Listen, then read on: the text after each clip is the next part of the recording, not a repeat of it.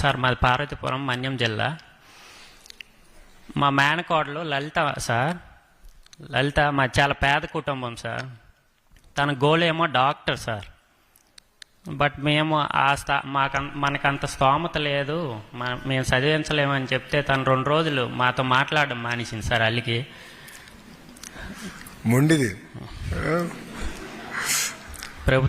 ప్రభుత్వం తరపున సహాయ సహకారాలు అందించి తన ఫర్దర్ స్టడీకి సహాయ సహకారాలు అందించాలని కోరుతున్నాను సార్. నేను కూడా డిఎస్సి ఆస్పిరెంట్ని sir. Eagerly waiting sir DSC. రాజకీయంగా నేను చేయాల్సినంత చేశాను. ఈరోజే వచ్చేటప్పుడు మాట్లాడా సార్తో, విజయ్ సార్తో మేము మాట్లాడాము. డేట్స్ త్వరలో వస్తుంది, అంటే ఇంకొక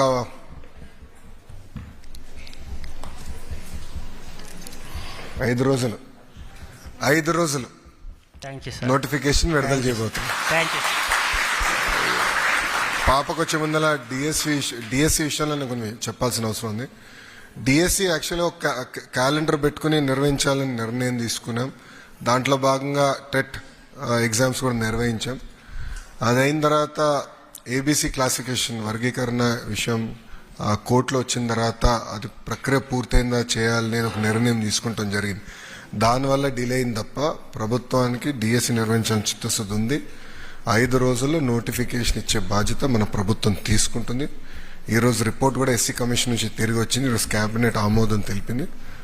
ఈ 2 రోజులు ఆర్డినెన్స్ ఇచ్చి మేము ముందలు తీసుకెళ్తాం. మీరేమనుకోతే ముందర పాపకు మైక్ ఇస్తాం, మళ్ళీ మీకు ఇస్తాను. నా పాప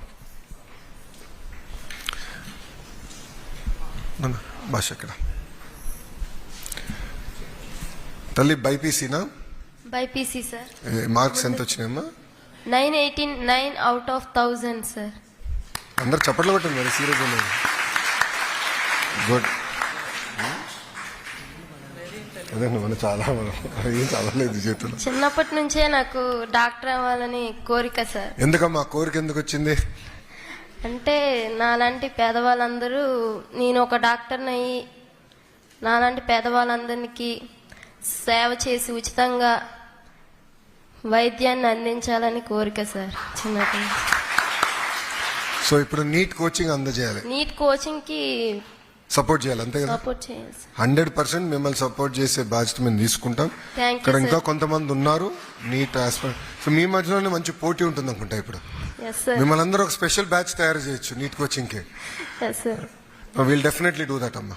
ఎందుకంటే సపోర్ట్ చేసే బాధ్యత మేము తీసుకుంటాం.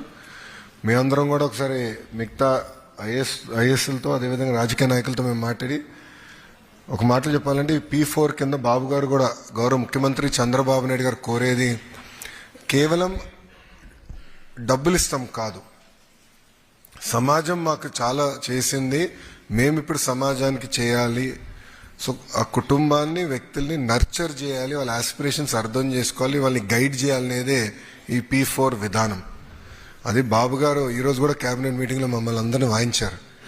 అభివృద్ధి కార్యక్రమాలు ఎటుగా జరుగుతాయి, పెట్టుబడులు వస్తాయి, కానీ అన్ని అనుసంధానం చేసి శాశ్వతంగా పేదరికం నుంచి బయటికి రావాలంటే అది ఏం చేయాలి? గైడెన్స్ కావాలి. అది చాలా కీలకమైనది. ఇప్పుడు మా ఫ్యామిలీలో స్టాన్ఫర్డ్ MBAకి వెళ్ళి మొదటి వ్యక్తిని నేను. నా తర్వాత నాకు అర్థమైంది, ఓహో ఇది ఎట్లా క్రాక్ చేయాలి, స్టాన్ఫర్డ్కి ఎట్లా అప్లై చేస్తే వర్కౌట్ అవుతుంది నాకు అర్థమైంది. నాకు ఎక్స్పోజర్ వచ్చింది. బ్రహ్మని వెళ్ళింది, దాని తర్వాత భరత్ వెళ్ళాడు. సో అదేంటంటే ఎక్స్పోజర్. సో నాకు కూడా ఇప్పుడు 10 మంది వచ్చాను, నేను అప్లై చేయాలనుకుంటాను, వాళ్ళు గైడ్ చేయగలుగుతున్నా. అది P4 విధానం. సో సపోర్ట్ చేసే బాధ్యత మేము తీసుకుంటాం. Thank you.